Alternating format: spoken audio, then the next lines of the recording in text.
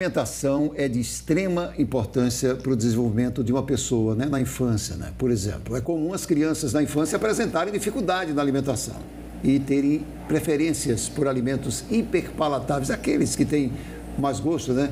O que acontece é que essa restrição alimentar pode acarretar prejuízos na parte nutricional e deve ser tratado.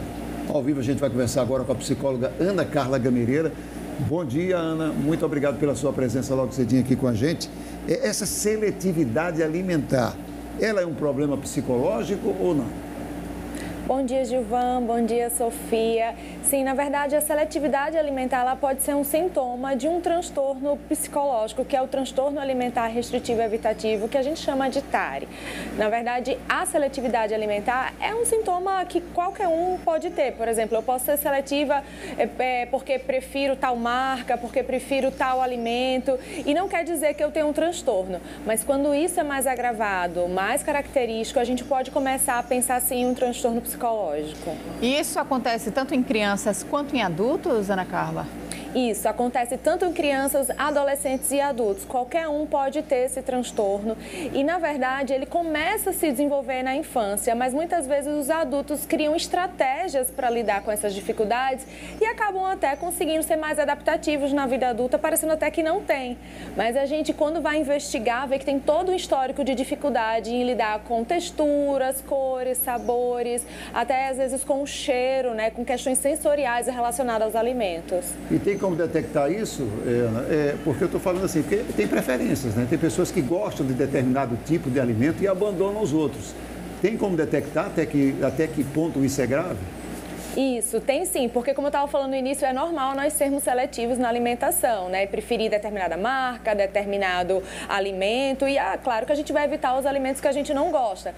Não gostar de alguns alimentos não é um problema. O problema começa a existir quando essa seletividade é muito extrema, a ponto do indivíduo ter dificuldade de repor as necessidades nutricionais que ele tem, bem como o impacto psicossocial muito grande. O que seria esse impacto psicossocial?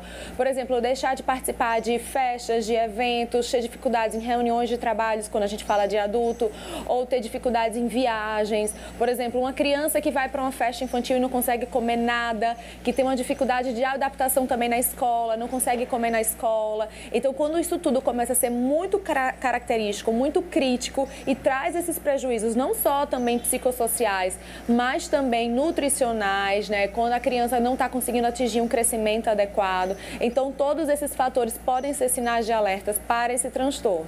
E, Clara, quando a gente está falando sobre esse transtorno, é porque foi classificado como um problema de saúde mental, inclusive, né? Em 2013, foi classificado como um distúrbio, Ana? Isso, na penúltima atualização do nosso Manual Diagnóstico de Transtornos Mentais, o TARI foi incluído como um transtorno. Isso porque antes ele não tinha essa classificação e hoje ele é classificado, sim, como um transtorno mental, porque a gente vê como tem um impacto muito grande na vida desses indivíduos e principalmente esse conteúdo psicológico, porque muitas vezes não é nem algo de fato sensorial ou é algo de fato em relação aos alimentos ou não dá conta de se alimentar, e sim algo emocional e psicológico construído através desse comportamento. E a criança que cresce assim, com essa restrição, com essa seletividade, pode ter problemas sérios quando adulto, né? Porque, queira ou não queira, o corpo, a saúde vai cobrar, né?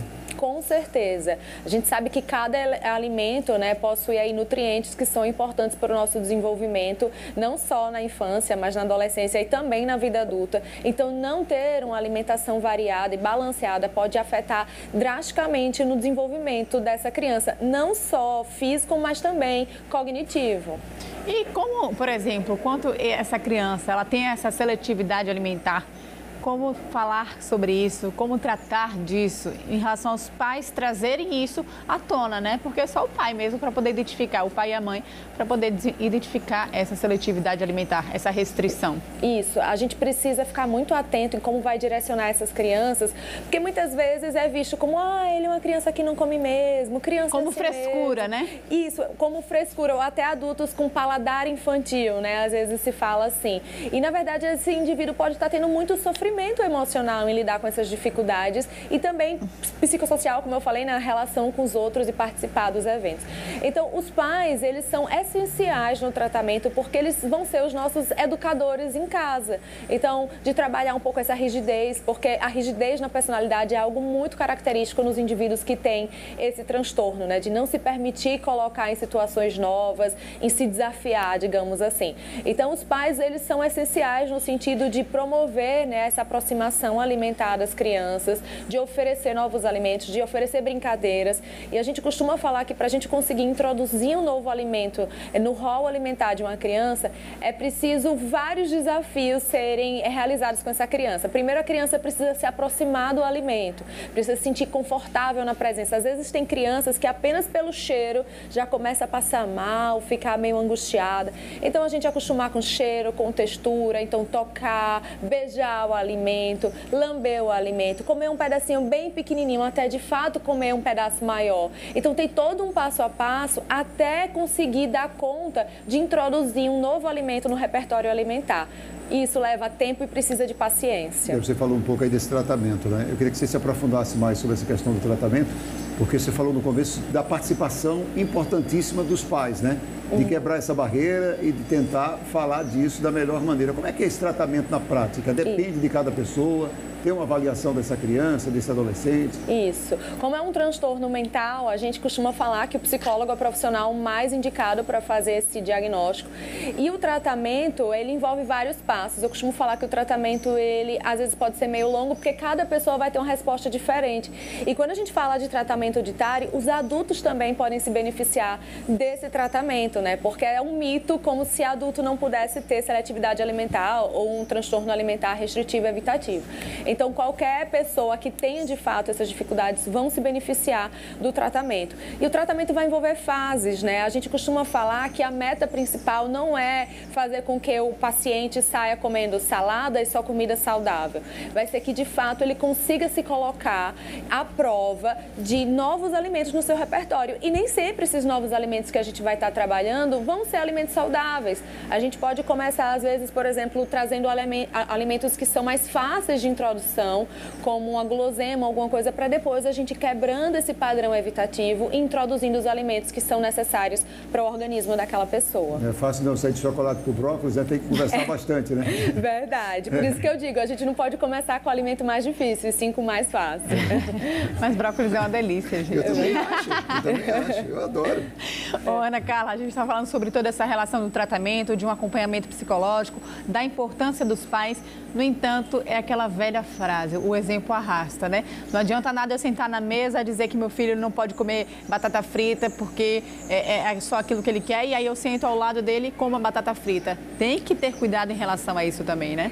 Exatamente. Eu acho que também a parte ambiental, né, ali, comportamental das pessoas que estão ao redor vão impactar diretamente nesses hábitos alimentares. Eu costumo falar que hábitos alimentares, eles são formados por questões muito diversas e essas questões ambientais impactam diretamente. E outra questão também sobre diagnóstico e tratamento desse transtorno, a gente pode pensar que alguns outros profissionais também são essenciais, porque se o paciente tiver, por exemplo, alterações sensoriais, a gente vai contar com a ajuda de uma fono ou de uma TO para tratar essas questões sensoriais. Muitas vezes a nutricionista também vai precisar entrar para fazer esse plano alimentar, o pediatra, enfim, uma equipe multidisciplinar precisa se juntar também, dependendo do caso e da gravidade, para poder tratar esse paciente. A gente costuma falar da alimentação como se fosse algo muito simples, né? Comer é só levar um alimento à boca e pronto, mas na verdade comer é muito complexo, porque envolve todos os nossos sentidos. Para nós adultos, comer já é algo muito fácil de fazer, a gente já está habituado, mas a criança ela ainda está aprendendo a controlar todos esses sentidos e dar conta de todo esse movimento. Comer é bastante complexo e a gente precisa ter paciência com os pequenos. Ana, tem uma pergunta super interessante aqui do telespectador, que é o seguinte, ele diz, meus filhos têm 8 anos e não mastigam há 4 anos, eles não mastigam, deixaram de comer do dia para a noite e não sabemos se houve algo, o que é que aconteceu, não conseguiram identificar. Hoje só tomam vitamina e não deixam que nada entre na boca, garfo, colher. Qual o tratamento? Existe tratamento para isso? Eu acho que a primeira coisa que eu indicaria para esse caso seria uma avaliação com a fonoaudióloga especialista em dificuldades alimentares, porque muito provavelmente eles podem ter alguma dificuldade sensorial na boca de dar conta de mastigar alimentos sólidos. Então a gente precisa dessa estimulação orofacial para que essas crianças voltem a comer alimentos sólidos. E esse é um exemplo muito clássico, né, que acontece de transtorno da seletividade alimentar, que no caso é o TARI, que são pacientes que simplesmente não dão conta de comer alimentos sólidos e ficam só no líquido. E isso é muito prejudicial para a saúde, não porque apenas os nutrientes, mas imagina, você não está comendo alimentos sólidos, só líquido. Como é que vai ser essa adaptação social em uma viagem, em um evento na vida adulta, por exemplo, numa reunião de negócios, para se adaptar no dia a dia? Fica muito complicado. Primeiro passo, então, procurar uma fonoaudióloga, é isso? Isso, uma fonoaudióloga especialista em alimentação. E acaba sendo, ele falou, Gilvan, que são 2 filhos, né? Os 2 acabam... Gêmeos, no caso. Eles 2 não fazem isso. Então, realmente, é um ali contribuindo para essa seletividade alimentar do outro, né? De certa forma, Ana. Essa questão ambiental conta bastante, né, dos exemplos de como é estimulado. Então, eu acho que também, né, eles têm 8 anos e também provavelmente iam se beneficiar bastante da psicoterapia alimentar. Nós queremos agradecer a sua presença, viu? Falar de um assunto que a gente fala muito pouco, né? Pouco discutido, né? E como você falou, muitas vezes parece frescura, mimimi, mas não é, né? É uma coisa real que deve ser enfrentada, né? E, Gilvan, eu queria até deixar um dado que é bem importante e alarmante, porque existem pesquisas que mostram que 80% das crianças com desenvolvimento atípico, ou seja, aquelas que têm algum transtorno, como autismo, por exemplo, têm uma dificuldade alimentar e tem provavelmente o TARI. E crianças que têm um desenvolvimento típico, que são aquelas crianças que não têm nenhum diagnóstico, né, assim, 25% delas vão ter dificuldades alimentares. E são dados muito altos, né? Então, a dificuldade alimentar é algo que realmente impacta na vida das crianças, das famílias e é muito negligenciado. Exatamente. E pode se desenvolver, pode se arrastar aí para o resto da vida dessa pessoa. E na fase adulta pode ser ainda mais complicado fazer esse tratamento, esse acompanhamento. Por isso, é muito importante que os pais não achem que é frescura, que os pais não achem que aquele menino ali é mimado, que a filha é mimada, por isso que ela não come por causa da textura de um alimento, por causa do cheiro de outro, ou até da cor. Tem gente que não come nada verde, por exemplo. Isso é importante demais, desmistificar e tratar, procurar ajuda, né? Verdade. Muito obrigado, viu, mais uma vez, viu? Obrigada. Bom dia, bom trabalho. Até a próxima, Ana Carla. Obrigada.